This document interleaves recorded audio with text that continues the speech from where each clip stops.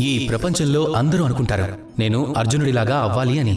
అర్జునుడికి లాగానే వాళ్ళకు కూడా గాంధీవం దొరకాలని అనుకుంటారు. అంతేకాదు వాళ్ళు అనుకుంటారు మహాదేవుడే స్వయంగా వచ్చి వాళ్ళకి పాశుపతాస్త్రం ఇవ్వాలని. వాళ్ళు ఇలా కూడా అనుకుంటారు మహాభారతం లాంటి మహాసంగ్రామంలో విజయం సాధించాలని. కానీ అందరూ మర్చిపోయేది ఏమిటంటే అర్జునుడు ఏదైతే సాధించాడో తానే స్వయంగా సంపాదించుకున్నాడు. ఒకవేళ మీరు కూడా అర్జునుడిలాగే గాంధీవాన్ని పొందాలి అనుకుంటే అప్పుడు మీరు కూడా అర్జునుడిలాగానే శ్రేష్టమైన కోరికను కలిగి ఉండాలి. దానికి తగ్గ కర్మని మీరు ఆచరించాలి. అది మరింత శక్తివంతం అవ్వటానికి మీరు సర్వశ్రేష్టమైన యుద్ధ వ్యూహాన్ని రచించాల్సి ఉంటుంది.